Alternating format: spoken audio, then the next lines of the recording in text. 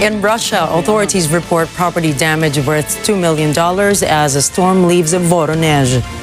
Local officials advise the residents to remain in their homes for safety. More details on this later in the news. Good evening, I am Gianna Llanes. And I am Nina Richie Alago Flores. This is Mata ng Agila International. Now for the headlines. Alpas Pinas pushes for the revival of Bataan's nuclear power plant. Philippine Coast Guard hosts trilateral Kaagapay maritime drills. Russia thwarts major Ukrainian offensive in Donetsk. A freak accident in India leaves hundreds dead after two trains collide. And Chris Hemsworth arrives in Manila for Extraction World Tour.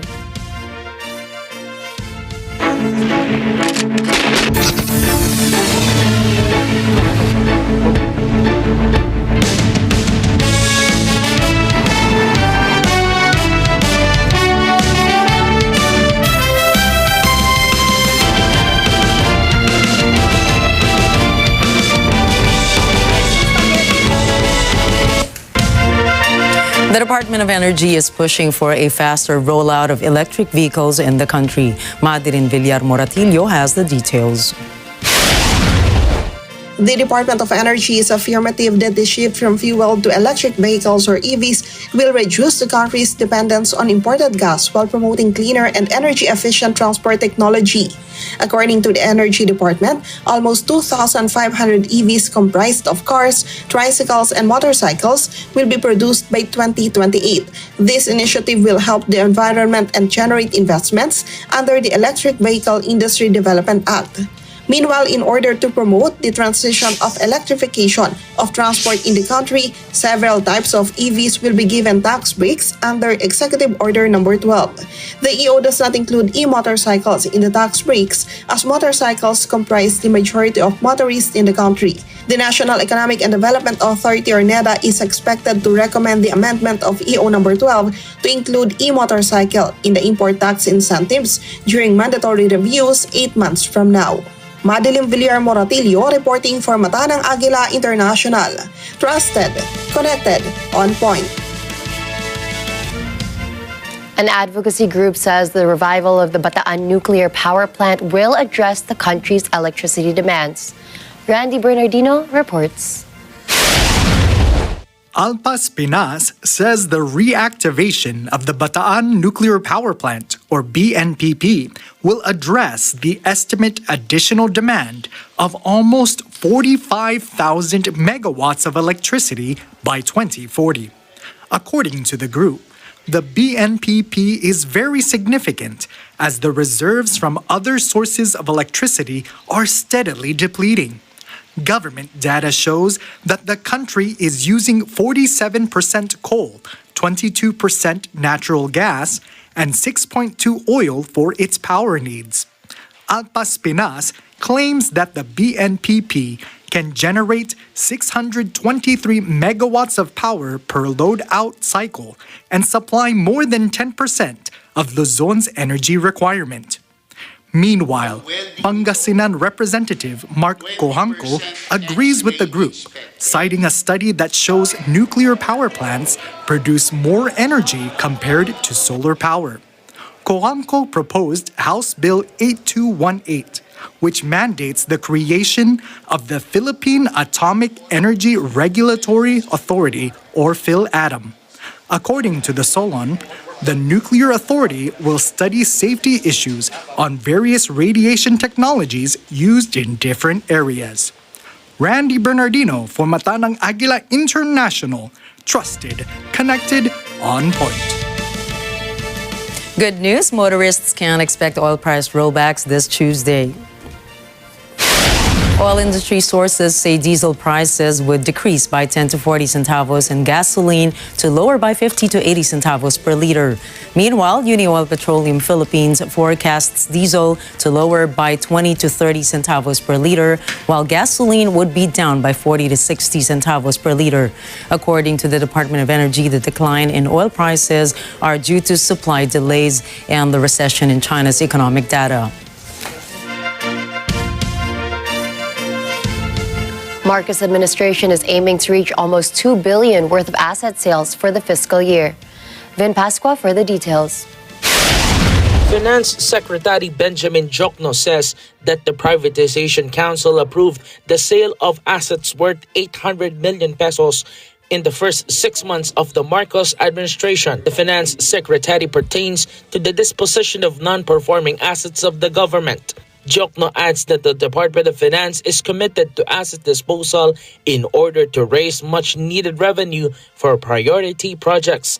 Last May 31st, the Council approved the sale of 6 properties with a total amount of 152.8 million pesos, which will be bid out by the Privatization and Management Office. The assets include 2 banks and other properties of the Technology Resource Center in Visayas. The government aims to sell 1.9 billion pesos worth of assets in 2023.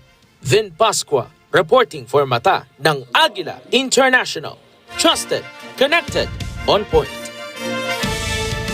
Israel Minister of Foreign Affairs Eli Cohen met with President Ferdinand Marcos Jr. in Malacanang. He was welcomed by some cabinet members. In their meeting, President Marcos Jr. and Foreign Affairs Minister Cohen discussed the strong relationship between the Philippines and Israel. The country of Israel is one of the countries that helped the Philippines during the height of the COVID-19 pandemic. Indo-Pacific nations are active in performing maritime exercises to ensure the stability and security of the region. However, tensions are inevitable with the geopolitical goals of other countries. JD Mahinay for the report. Countries within the Indo-Pacific are doubling their efforts to establish peace and harmonious diplomatic ties. Last June 1, the Philippine Coast Guard, along with its Japanese and American counterparts, kicked off their trilateral maritime drills. Dubbed as the Kaagapay Trilateral Exercise, the maritime drill is expected to continue until June 7th, Wednesday. The 3 Coast Guard agencies agreed to conduct periods of drills with the aim to boost regional maritime security initiatives such as domain awareness. The 3 nations had also met last June 3 at the Shangri-La Dialogue in Singapore, in which they discussed enhanced collaboration among the Philippines, Japan, and the United States. Meanwhile, amid the extensive maritime activities for the security of the region, tensions rise in the cross-strait relation Saturday. Chinese and U.S. warships were involved in the near miss of the Taiwan Strait. According to the U.S. Indo-Pacific Command, U.S. and Canadian navies were conducting a joint exercise in the strait when a Chinese ship intercepted them, reaching the situation. China's Defense Minister Li Shangfu recognizes the incident as a provocation, calling it as United States' attempt to push for NATO-like alliances in the Asia-Pacific region. JD Mahinay reporting for Mata ng Agila International. Trusted, connected, on point. President Ferdinand Marcos Jr. has appointed Gilberto Gibo Teodoro Jr. as Secretary of the Department of National Defense. Teodoro previously served as Defense Chief and concurrently headed the Office of Civil Defense during the Arroyo administration. He was the youngest to hold the position at 43. Marcos Jr. also named Dr. Teodoro Herbosa as Secretary of the Department of Health or DOH. Herbosa served as DOH Undersecretary from 2010 to 2015. He contributed to many healthcare initiatives like the Hospital Accreditation Commission, modernization of the Philippine Orthopedic Center, and promoting private or public-private partnerships in the health sector. Coming up, China blames U.S. for their worsening relationship. Russia says the major Ukrainian offensive has begun. And NATO's Sweden membership draws talks in Turkey. Stay tuned for more stories around the globe when we return.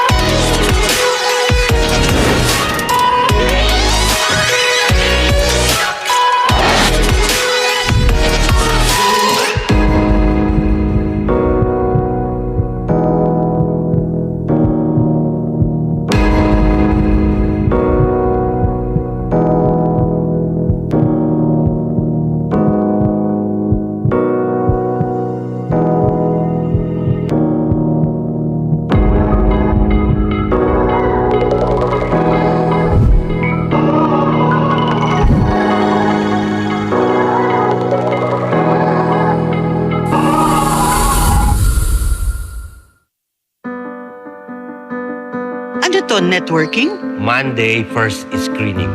Libre ang sinihan para sa mga seniors kada Lunes. Ganda! Hindi ikaw, si Lydia. Oo naman. Ano ba manligaw ngayon, ha? Text mo na. Nakalimutan ko ang pangalan mo. Pwede ba kitang tawagin akin? Flowers for you. Kapag tinanggap ko ba ang bulaklak na yan, aalis ka na.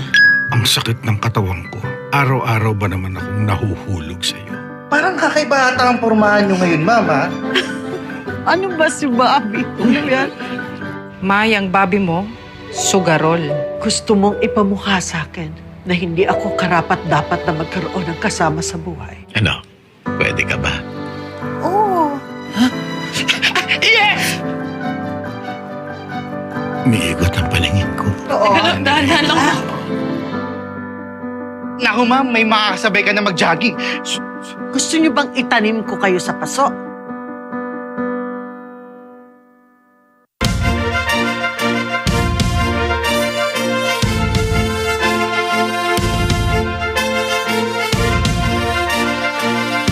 Welcome back to Mata na Agila International. In Papua New Guinea, telecommunications representatives from 39 countries in the Pacific hold their annual business forum. They aim to widen the telecommunications community in the region and establish stronger connections. Here's Eka Hortaleza Quinola for the details. I am here at Hilton Hotel Port Moresby to witness the 27th Annual General Meeting of the Pacific Islands Telecommunication Association, or PITA. Papua New Guinea hosts this year's Pacific Islands Telecommunication Associations, or PITA's 27th Annual Meeting and Business Forum Expo at the Hilton Port Moresby. PITA is a 4-day event spearheaded by Telecom Limited. The event is Papua New Guinea's pride towards greater telecommunication space, digital progress, and transformations. I'm looking forward to get everyone excited. During this period, we're looking at our engagement with each and every other players who came all the way from other countries. Out of that, Pacific Island countries especially, they should have that leverage things that will be exhibited. I believe they will get something out of that as well. And for telecom as well, we have other teleco industry people that are here. We will be continue to have that dialogue and see if we can get something signed off or even go into some sort of arrangements as well. So I think the same will apply to all the other CEOs who are here, other telecos who are here. I think that business network is going on. Yeah. National Capital District Governor Poes Parkop underscores investments and development of the city as a regional hub of the Pacific. I want to encourage you all to have a very good discussion in the telecommunication space. It is the future of the economy, both global economy and our regional economy. It is driving the economy. It is driving all the different aspects of development. Information and Communication Technology Minister Timothy Masiu says PITA serves as a platform for knowledge exchange, networking, and strategic alliance establishment.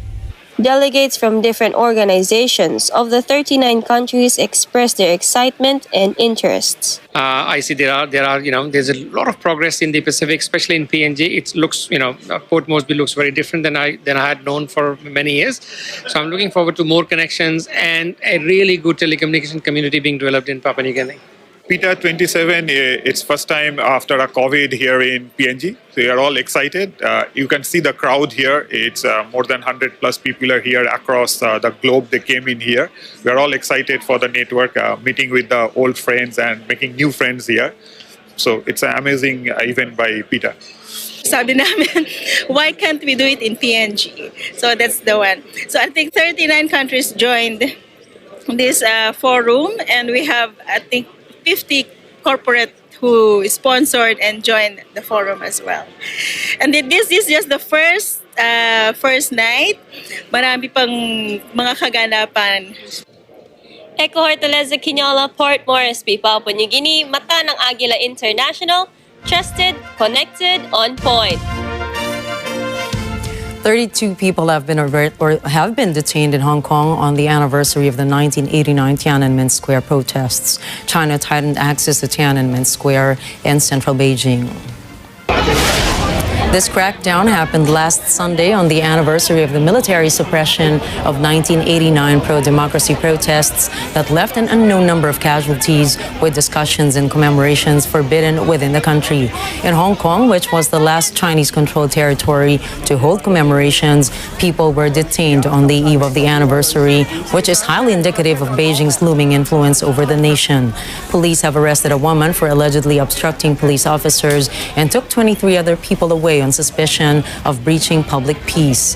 Many of them were detained by officers around Victoria Park, the large public space of lawns and sports grounds. Victoria Park is where the annual candlelight gathering takes place to remember the hundreds or thousands killed when army tanks and infantry descended on central Beijing on the night of June 3, 1989.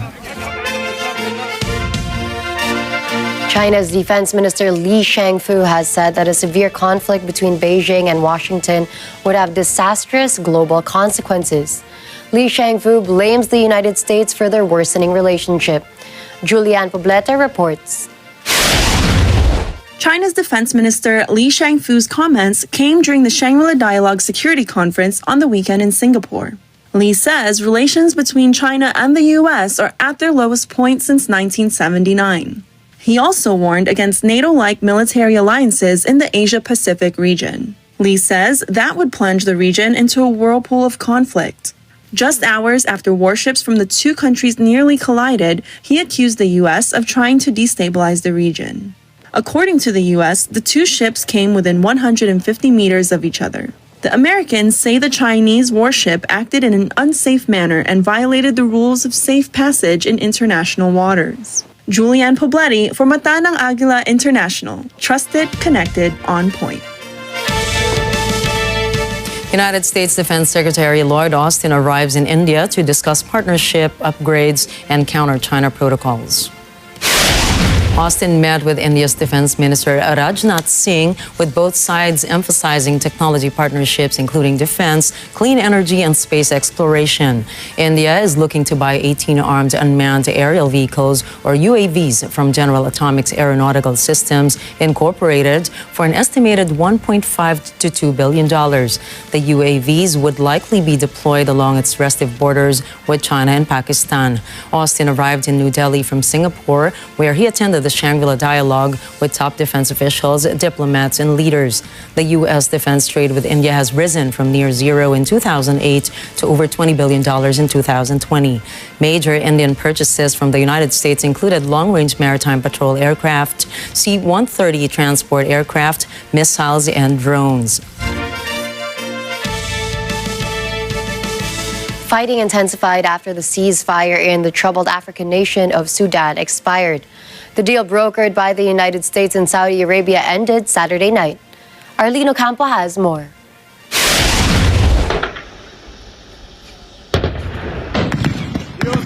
Black smoke billowed over the capital of Khartoum as residents reported renewed violence.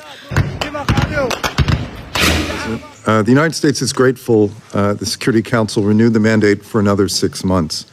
We voted in favor of the resolution to express our strong support for SRSG Volker Pertus and the entire mission. We strongly regret that this council was unable to find consensus on an updated mandate, which is needed now more than ever. Talks to extend the truce broke down Friday.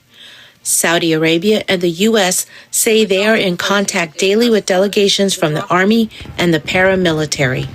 They are trying to ensure there are safe corridors so that humanitarian assistance can be delivered to war-torn regions. There are reports that fighting in North Darfur State has left at least 40 people dead and several others injured. Since the fighting began in the middle of April, more than 1,800 people have been killed. The United Nations says another 1.2 million have been forced from their homes. Arlene Ocampo from Mata ng Agila International. Trusted, connected, on point. President Volodymyr Zelensky says that Ukraine is ready to launch its long-awaited offensive against Russia. He did not reveal the exact date, but he believes Kyiv can no longer wait for months. Zelensky admits the operation will likely inflict heavy losses on Kyiv. По-перше, це не кіно. Мені складно сказати, як ви побачите контрнаступ. Головне, щоб це побачила Росія. І не тільки побачила, а відчувала. А особливо ми говоримо про ті війська, які окупували нашу територію. But Deputy Head Igor Shovkova says Ukraine needs more weapons to carry out successful counteroffensive plans. He reveals Kyiv does not have enough artillery, armored vehicles, and tanks. Zelensky echoes Shovkova's sentiments, citing a shortage of Patriot missiles. Ми вже бачимо, без якої кількості патріотів нам буде складно, а наше завдання не 70%, 75% враження цілей, а 100%. Так, це дійсно амбітна ціль. Вона дуже непроста через патріоти, і не тільки через патріоти, через чергу за патріотами, чи не тільки за патріотами, а за ракетами до них. Великий дефіцит. Тут Zelensky also reveals it is not possible for Ukraine to be a member of NATO while the conflict with Russia continues. Anti-Moscow saboteurs have captured Russian troops in the Belgorod region near the border of Ukraine. Earlier today, paramilitary groups issued a statement on Telegram saying they had captured Russian soldiers but would be willing to hand them over if Belgrade Governor Vyacheslav Gladkov agreed to talk to them. The Liberty of Russia Legion, or FRL, posted the message and described it as a joint statement with the Russian Volunteer Corps, or RVC. Belgrade's top official replied that he had agreed to meet the men's captors if the soldiers were still alive. Later, the RVC posted a further video, this time appearing to show even more captives, in which they said that Gladkov had failed to turn up for the meeting. The saboteurs described the Russian authorities as rotten and cowardly, which they then followed up by saying that they would now hand over the captives to Ukraine to be subject to exchange with Ukrainian prisoners of war. Kyiv denies any involvement in the matter. Ну что ж, друзья, я только что вернулся из Новой Таложанки. Как мы и ожидали, господин Гладков не посчитал нужным, не нашел в себе мужества обменять свое драгоценное время на жизни и свободу, как он успел выразиться, наших пацанов. Вот те самые ваши пацаны, которых господин Гладков убил нашими руками в своем видео. Как вы успели заметить, за время моего отсутствия ваших пацанов в нашем плену стало гораздо больше. В отличие от господина Гладкова, Евгений Викторович Пригожин как раз отнюдь нашел в себе смелость и был готов пойти на наши условия. The Russian Defense Ministry said they successfully foiled a major offensive launched by Ukraine. The ministry claimed Kyiv deployed the 23rd and 31st Brigades along 5 strategic sections in Donbass. Russia said the clash resulted in the deaths of hundreds of pro-Kyiv troops, but analysts remain uncertain whether the attack marks the start of Ukraine's counteroffensive to reclaim Donbass. Meanwhile, Ukrainian Defense Minister Oleksiy Reznikov posted a cryptic message on Twitter. He quoted lyrics from Depeche Mode's song Enjoy the Silence. He also captioned his tweet with "Words are unnecessary," adding that words can only do harm. Police have arrested more than 100 people who had taken to the streets to mark the birthday of Russia's opposition leader Alexei Navalny. Navalny, who has been a harsh critic of Kremlin officials, organized massive anti-Kremlin protests, was arrested in January 2021 upon returning to Moscow. Navalny is serving a combined prison sentence of more than 11 years for fraud and contempt of court charges. Navalny's associates called for demonstrations in support of the opposition leader. Risking jail time themselves, some of Navalny's supporters marked his birthday by holding individual demonstrations, while others painted graffiti. At least 109 people were detained across 23 cities. Defense Minister Boris Pistorius says Germany will send 2 warships to the Indo-Pacific in 2024. He asserts countries must stand up for the rules-based international order. He also urged other leaders to protect maritime passages. Pistorius says Germany's military deployments are not directed against any nation, but the expansion is dedicated to protect maritime law. Analysts say Germany is trying to balance its security and economic interests in the region since China is its most important trade partner. President Joe Biden signed a bill over the weekend suspending the United States government's $31.4 trillion debt ceiling. Many economists and political analysts hailed Biden's action. They said Biden averted a possible first-ever U.S. default. The Fiscal Responsibility Act of 2023 authorizes the government to extend the so-called debt ceiling to renew borrowing. It will also keep their bills paid. Biden said the debt ceiling bill saved the U.S. from economic collapse. For many months, the U.S. Treasury warned the Biden administration that if the debt ceiling was blocked beyond Monday, the United States would default on its $31 trillion debt.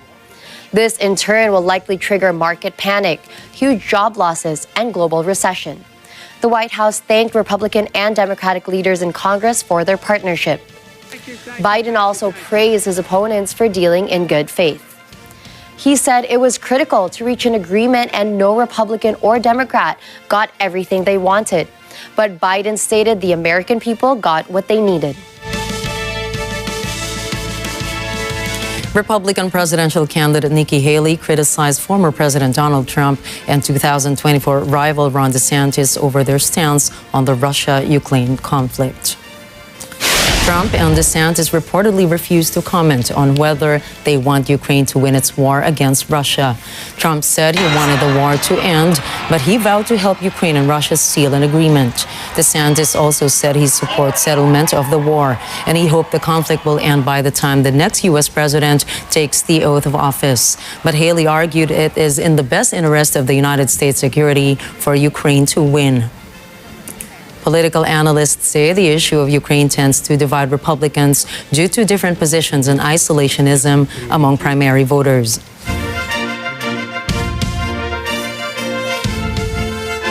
Prime Minister Rishi Sunak says Britain has ordered 2 more accommodation barges to house asylum seekers. I know these are tough measures, and I make no apology for that. We cannot allow our generosity of spirit to be used as a weapon against us or against those who are being pushed to risk their lives in the Channel by criminal gangs. Our approach is working. For the first time, crossings are down by 20%. To reduce pressures on local communities, we'll also house people on ships. The first will arrive in Portland in the next fortnight, and we've secured another 2 today that will accommodate another 1,000. Sunak has pledged to stop crossings of the Channel from Northern Europe after record numbers of people arrived last year. But the process of applications has put the UK government under pressure, particularly over housing people while their claims are dealt with.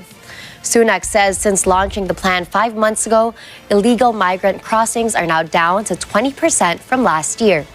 He vowed to get illegal migrants out of hotels and bring them to alternative sites like military facilities. He says new large sites will open in Wethersfield and Scampton to house hundreds of migrants in the summer and autumn. NATO Secretary General Jens Stoltenberg made no breakthrough in talks about Sweden's membership in the military organization with Turkish President Recep Tayyip Erdogan. Now they have announced that officials from the 2 countries are to meet in just over a week to try to bridge their differences.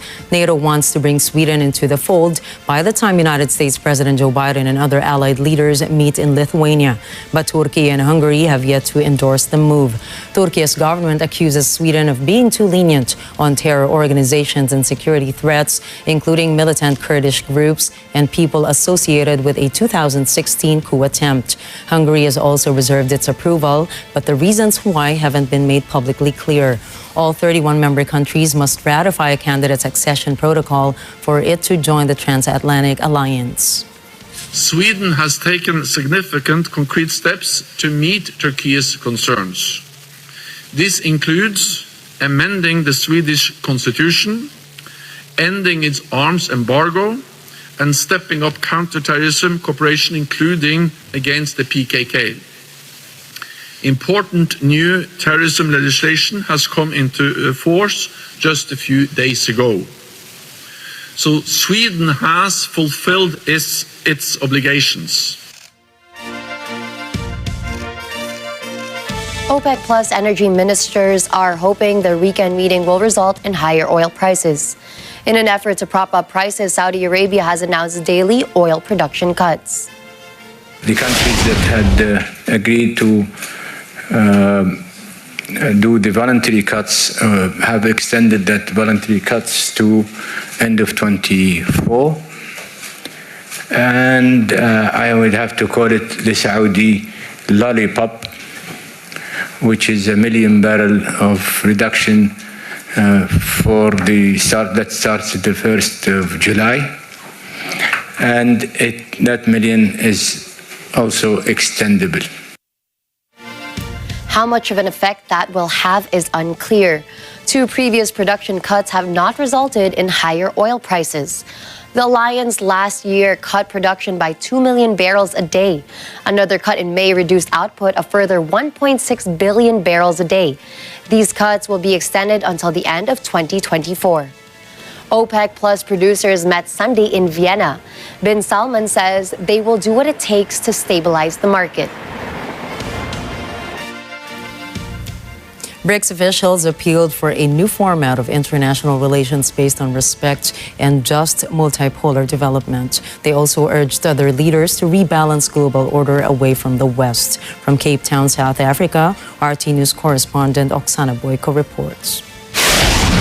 The appeal of BRICS as a new format of international relations, the relations that are based on the principles of equality, mutual benefit, respect. The appeal of this organization is not lost on other members of international community. As of now, more than a dozen of countries approached BRICS formally and informally with an intention to become its member. Have been some reports that because of all the geopolitical complications associated with the International Criminal Court issuing an arrest order for the Russian President Vladimir Putin, that the summit may be moved elsewhere. Now, the topic of Vladimir Putin's attendance was clearly the most popular among the journalists, and it was pretty clear that the ministers were a bit tired of fielding questions about it. They made it clear that the decision on that will be taken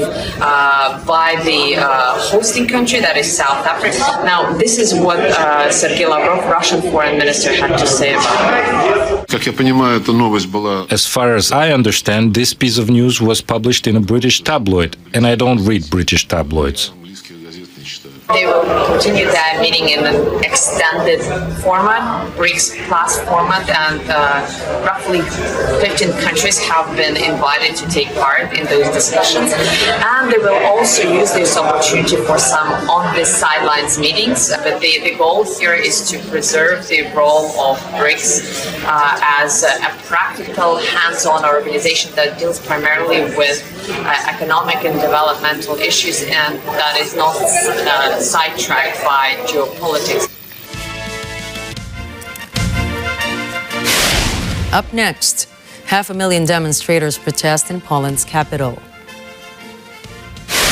Train crash in India claims 275 lives. And UN chief calls to beat plastic pollution this Environment Day. Please stay. We have more stories from around the globe when Mata ng Agila International returns.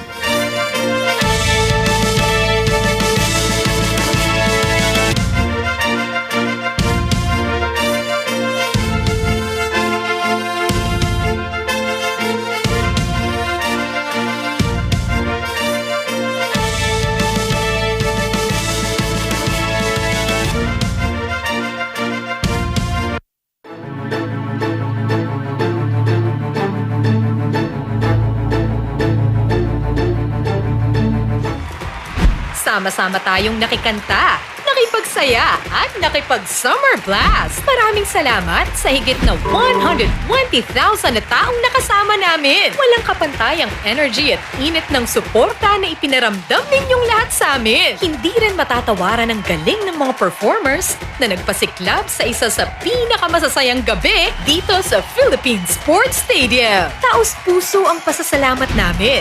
Let's always net together, mga Kanet 25, sa susunod na Summer Blast. Catch the special TV airing on June 10 and June 11, 2023. Follow our social media pages for more updates.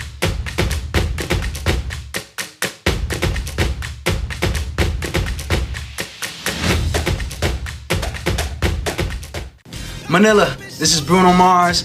I'll be performing at the Philippine Arena June 24th and June 25th. Go get your tickets at livenation.ph. I'll see y'all soon. This portion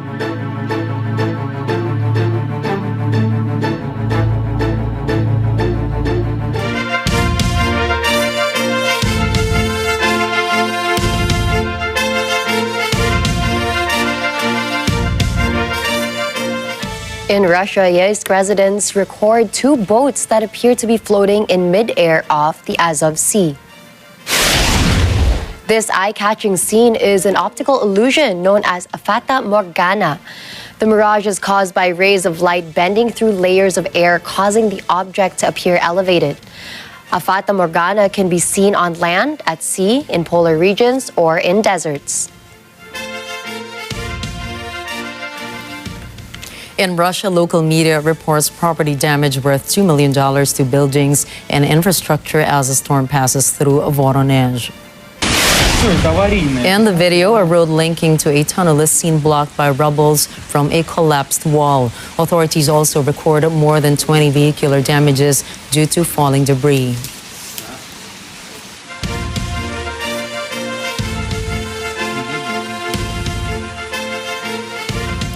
Greek authorities rescued 91 migrants from a river islet and transferred them to a processing center near the border with Turkey. Police said that the group included 32 men, 25 women, and 34 children. The Red Cross was present at the operation. The migrants had been on an islet on Evros River for at least 3 days when non-governmental organizations emailed Greek authorities alerting them about their presence.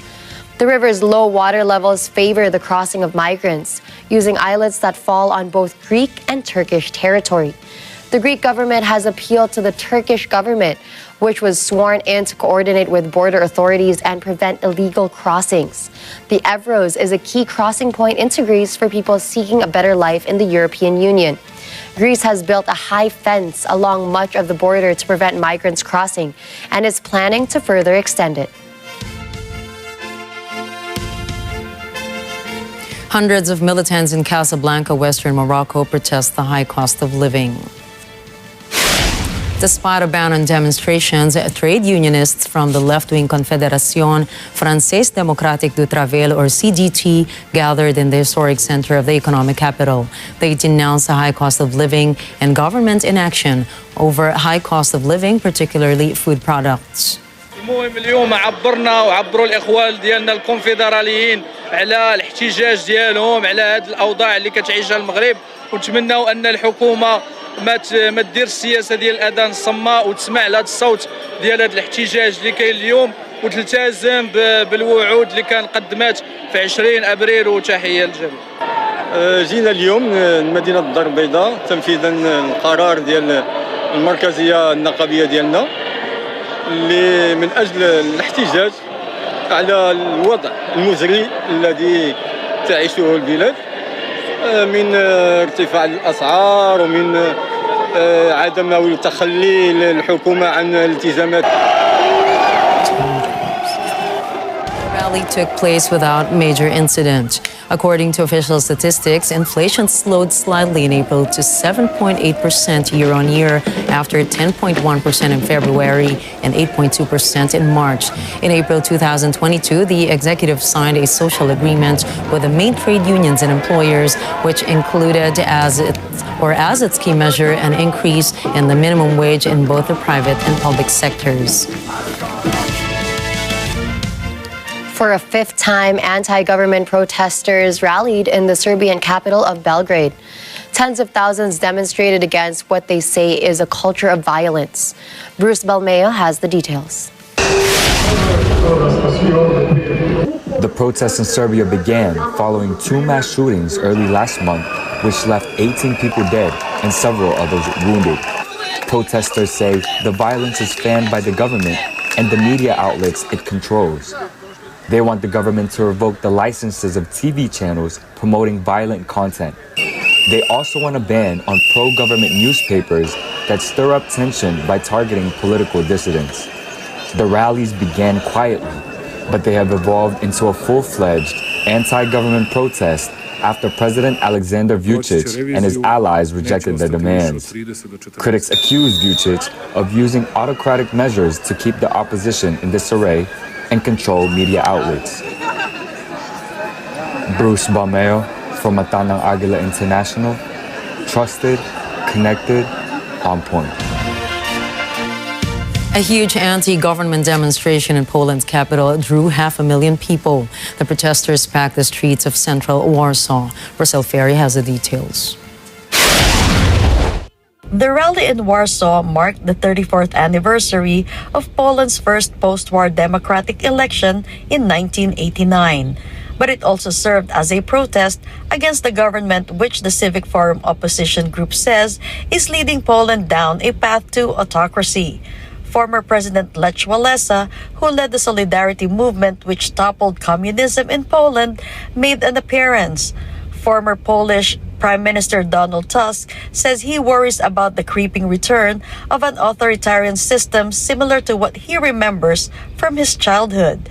Similar rallies took place in other cities across the nation. Rosel Feria for Matanang Agila International, trusted, connected, on point. A signal error is believed to be the cause of a deadly train crash in India that has claimed at least 275 lives and injured more than 1,100 passengers. Authorities have launched an investigation into the tragedy. Thomas I. Likeness reports. As workers clear the wreckage from Friday's devastating crash, investigators are still trying to figure out what went wrong. The deadly crash happened after a passenger train collided with a cargo train, and wreckage from that crash flew onto another set of tracks, derailing a second passenger train. What has been revealed is that an error with the signal system resulted in the accident. But there's no indication as to what prompted that error. Railways Minister Ashwini Vaishnaw says the mistake caused one train to change tracks and crash into that cargo train. He adds the people responsible for it have been identified, but he gives no further details. He says it just wouldn't be appropriate to provide further details until the investigation is finished. After visiting the crash site, Prime Minister Narendra Modi says no one responsible will be spared.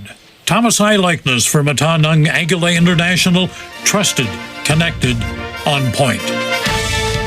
At least 5 people are dead and 8 others wounded after gunmen opened fire in a home in the Ecuadorian city of Guayaquil. The city has been riddled with violence linked to drug trafficking. Raisa Mangilit reports. Authorities have identified one of the shooting victims as a police officer who suffered a gunshot wound to the head. Police say 3 men on a motorcycle arrived at a home in an impoverished area of the city. They then went inside and began shooting. 5 are dead and 8 others wounded. Guayaquil is Ecuador's largest city and home to the country's biggest port. In recent years, it has become one of the country's increasingly bloody centers of a deadly turf war between rival drug trafficking gangs. The port's location makes it a strategic launch point for shipments of drugs to the United States and Europe. Ecuador is located between Colombia and Peru, the world's two largest producers of cocaine. Raisa Mangilit for Matanang Agila International, trusted, connected, on point.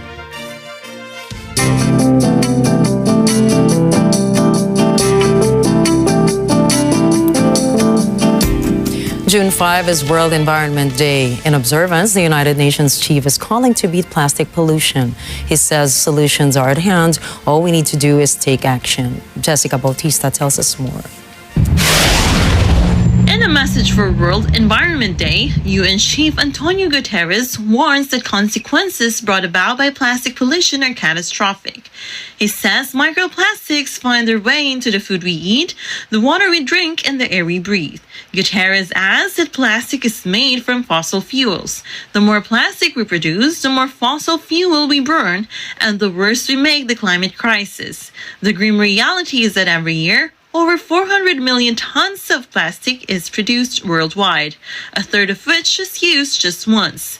Every day, the equivalent of over 2,000 garbage trucks full of plastic is dumped into our oceans, rivers, and lakes. But there is hope. Guterres mentions that a new report by the UN Environment Program suggests that plastic pollution can be reduced by 80% by the year 2040. That's if we act now to reuse, recycle, reorient, and diversify away from plastics. Jessica Bautista for Matanang Agila International. Trusted, connected, on point. Coming right up, Russia to launch AI pet finding system. AC Milan star Zlatan Ibrahimovic announces retirement. And Hollywood actor Chris Hemsworth arrives in Manila. Catch the latest in business, sports, and entertainment. Matanang Agila International will be back.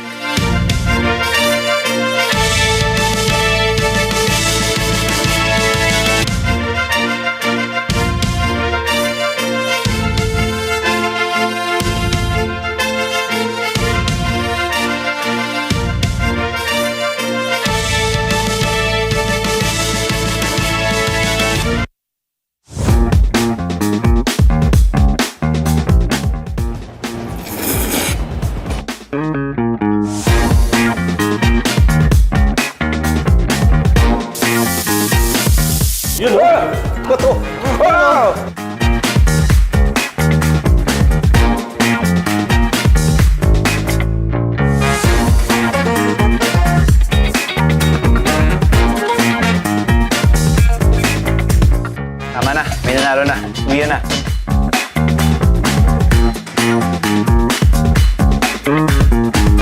Cajun Seafood!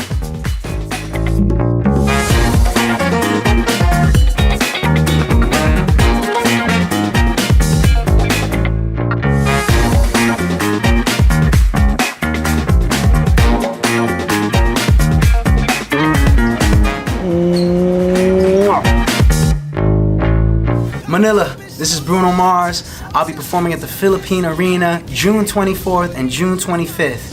Go get your tickets at livenation.ph. I'll see y'all soon.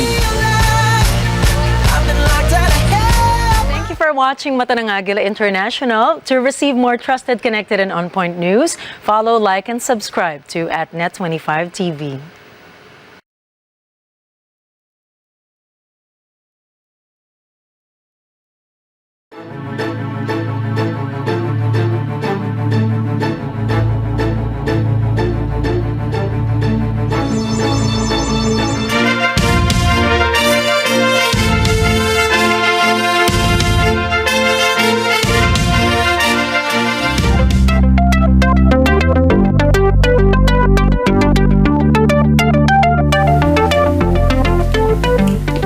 Russian developer and tech lab prepares a system for finding lost pets using AI recognition technology. According to the tech company, the first version of the system has been released and is arranged for numerous regional tests in Russia. Developers say owners will be able to upload photos of their lost pets to the system, which will be compared by an AI. The company adds that cooperation with organizations to engage in the search and rescue operation is also being considered. A free Telegram bot dubbed Thomas will be a possible platform for the neural network.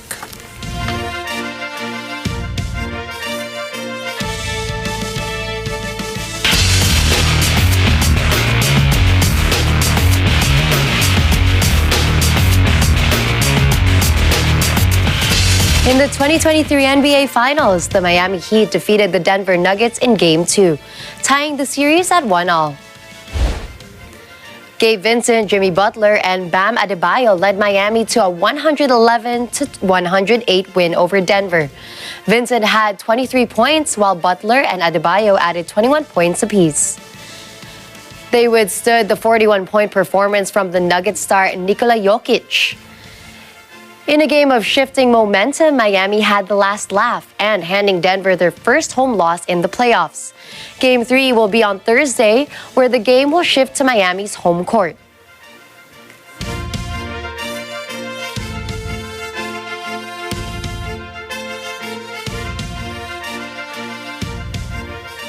Longtime superstar and AC Milan striker Zlatan Ibrahimovic announced his retirement from football last Sunday. The Swede played for Malmo FC, Ajax, Juventus, Inter Milan, Barcelona, 2 stints with AC Milan, Paris Saint-Germain, Manchester United, and LA Galaxy during his gold-laden 22-year career. Ibrahimovic, at 41, has scored 561 career goals between the club and the Swedish national team, 14th in the history of the sport. He is also Sweden's all-time leading goal scorer with 62 tallies. Ibrahimovic helped AC Milan win its title since the 2010 to 2011 season last year, marking his second title win with the club. He was also AC Milan's 3-time leading goal scorer.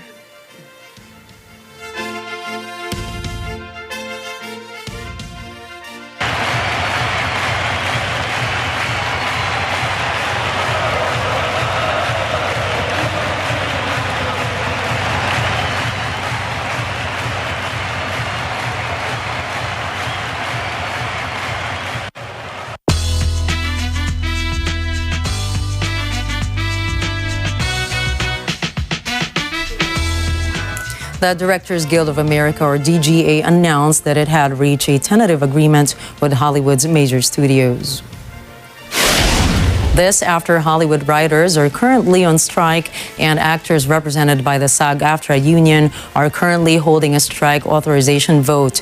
The DGA union will proceed to ask its 19,000 members to vote on the tentative 3-year contract that includes gains in wages, residuals, and protections around the use of artificial intelligence. The voting is open until late Monday, June the 5th, with ratification votes scheduled for Tuesday, June 6. Negotiations with Hollywood studios for their new TV and theatrical agreements are set to begin on June 7.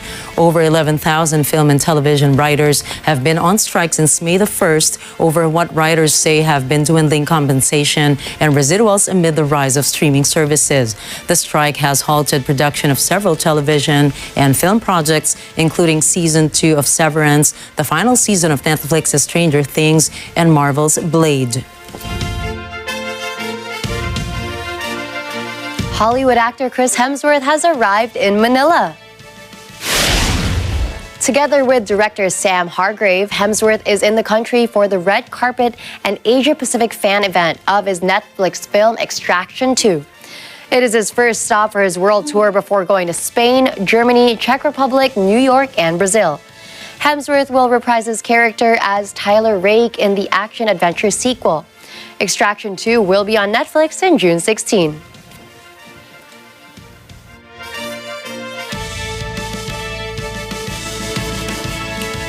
We just started a brand new week. We did. And to start the week, here's a quote from Angelina Jolie, GCMG award-winning American actress and humanitarian.